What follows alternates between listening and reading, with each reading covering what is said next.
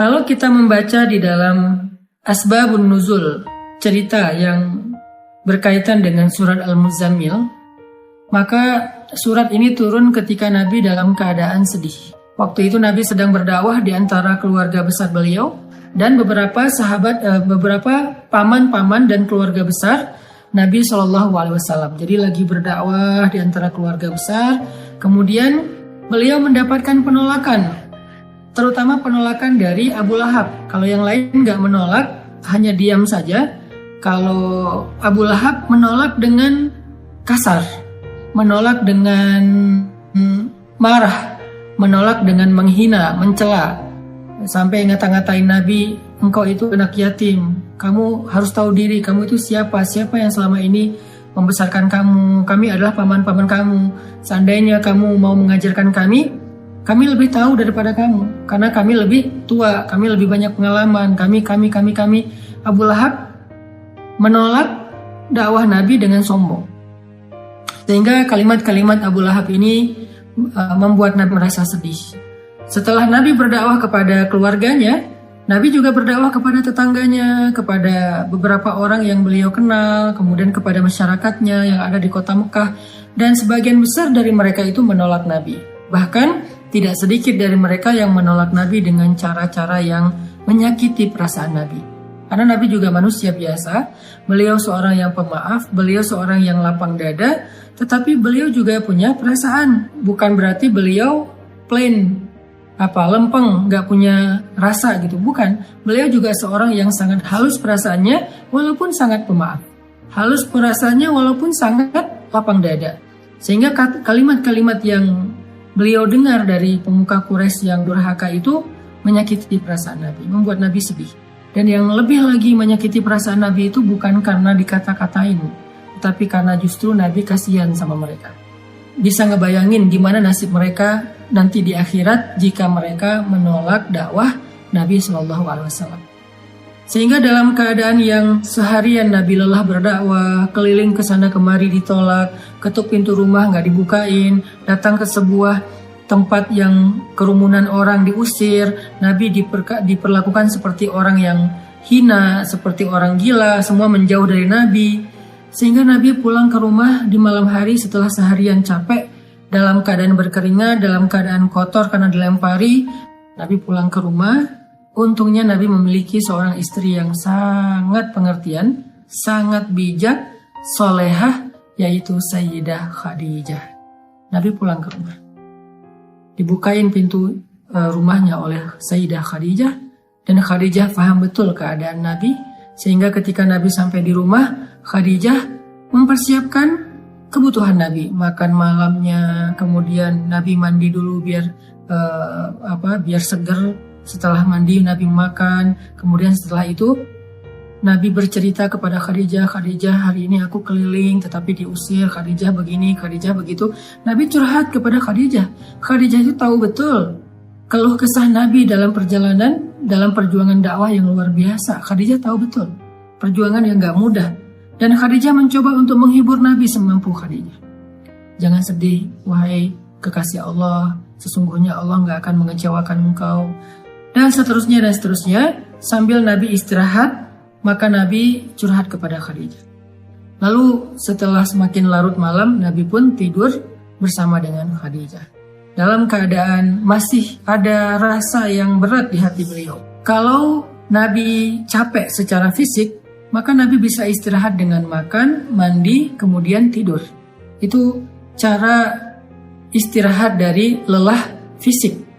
Tetapi ternyata Nabi waktu itu bukan hanya lelah fisiknya, yang lebih berat lagi adalah Nabi lelah batinnya. Ini buat kita semuanya, semua kita pasti merasakan lelah batin. Kalau lelah fisik, kita tahu obatnya. Ketika kita lelah secara fisik, kita bisa istirahat dengan duduk. Kita bisa istirahat dengan goler-goler, berbaring. Kita bisa istirahat dengan tidur lelap. Kita bisa istirahat dengan santai-santai. Kita bisa istirahat dengan makan dan minum, ngopi, ngeteh, minum jus, makan buah. Kita bisa istirahat dengan nonton, kita bisa istirahat dengan bercanda dengan anak-anak, dengan keluarga.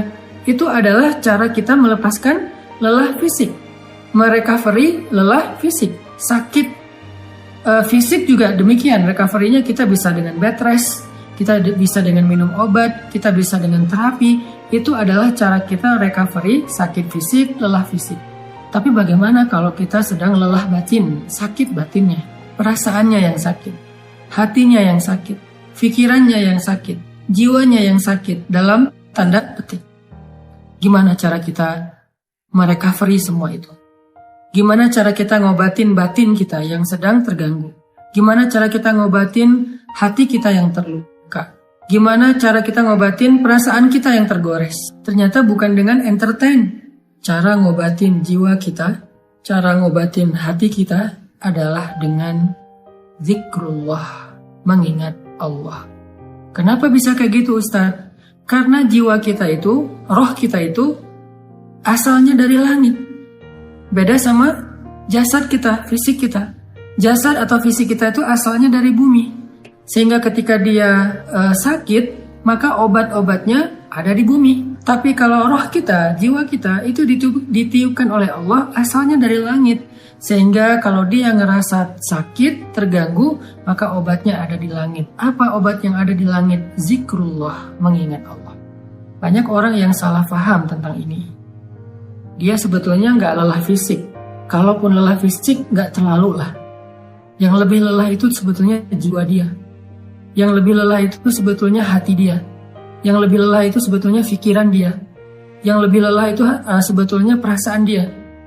Maka dalam kelelahan seperti itu, dia mencoba untuk merecovery-nya dengan cara jalan-jalan, dengan cara nonton, dengan cara entertain, dengan cara goler-goler, dengan cara tidur lelap dari pagi sampai sore, malam sampai pagi lagi. Dia pikir dengan begitu dia bisa melupakan rasa sakit hatinya. Ternyata setelah dia melakukan itu, lelahnya gak hilang. Beban di hatinya itu gak menjadi ringan. Luka di perasaannya itu gak menjadi sembuh.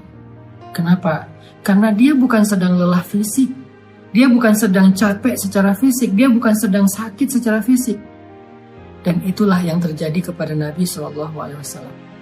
Sehingga ketika Nabi pulang ke rumah, Nabi capek, tapi yang lebih capek lagi perasaan dan hati beliau. Nabi istirahat bersama dengan Khadijah, Khadijah menyiapkan air hangat, Nabi makan bersama dengan Khadijah, Nabi curhat sedikit kepada Khadijah. Setelah itu Nabi tidur.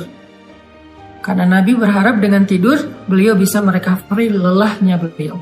Ternyata Allah tahu, Nabi bukan hanya butuh tidur. Ya, seseorang butuh tidur untuk recovery lelah fisiknya.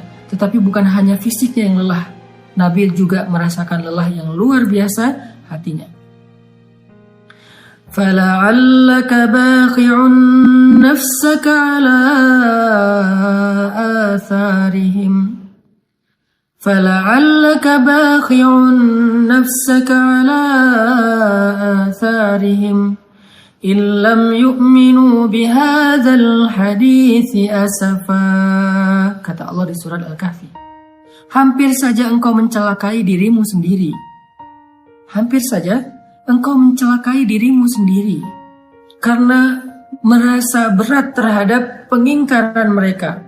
Merasa berat terhadap kedurhakaan mereka, merasa berat terhadap kekufuran mereka, hampir saja engkau mencelakai dirimu sendiri.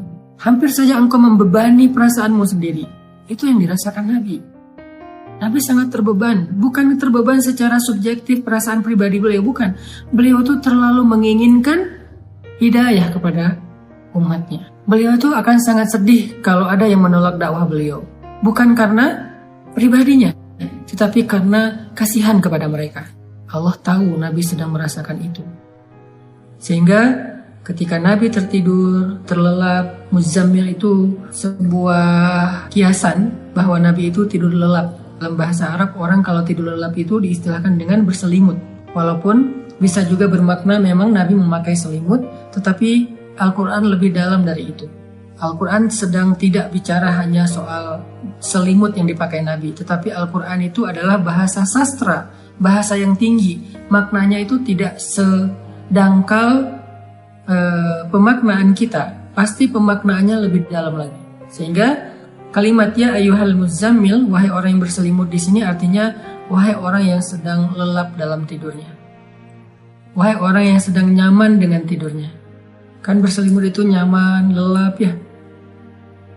Wahai orang yang sedang beristirahat dari lelah fisiknya dengan cara tidur. Allah tahu Nabi butuh istirahat, tidur agar bisa merecovery capek secara fisik. Tetapi Nabi juga butuh sesuatu yang bisa merecovery capek batin, perasaan, jiwa dan pikiran beliau. Sehingga Allah berfirman, "Qumil lail." Bangunlah di malam hari. Ternyata fadilah keutamaan pertama dari tahajud itu adalah tahajud obat dari lelahnya jiwa. Tahajud adalah recovery batin. Tahajud adalah obat hati. Tahajud adalah penenang pikiran. Apabila dilakukan dengan sungguh-sungguh. Tabattul atau tabatilah. Itulah keutamaan tahajud. Setelah Nabi beristirahat dengan cara tidur untuk merecovery lelah fisiknya, Allah suruh Nabi juga untuk melakukan sesuatu yang bisa merecovery lelah batinnya. Apa itu? Qumil lail. Berdirilah di malam hari. Bangun malam, tahajud. Sehingga buat kita semua yang pernah merasakan lelah batin, atau mungkin sekarang sedang merasakan itu, sedang ngerasa lelah batinnya, sedang ngerasa capek jiwanya, sedang ngerasa sakit hatinya, sedang ngerasa terluka perasaannya, sedang ngerasa galau pikirannya, qumil lail, bangunlah di malam hari, maka Allah Subhanahu wa Ta'ala akan mengobati luka di hati kita, seperti obat yang bisa menyembuhkan luka di fisik kita.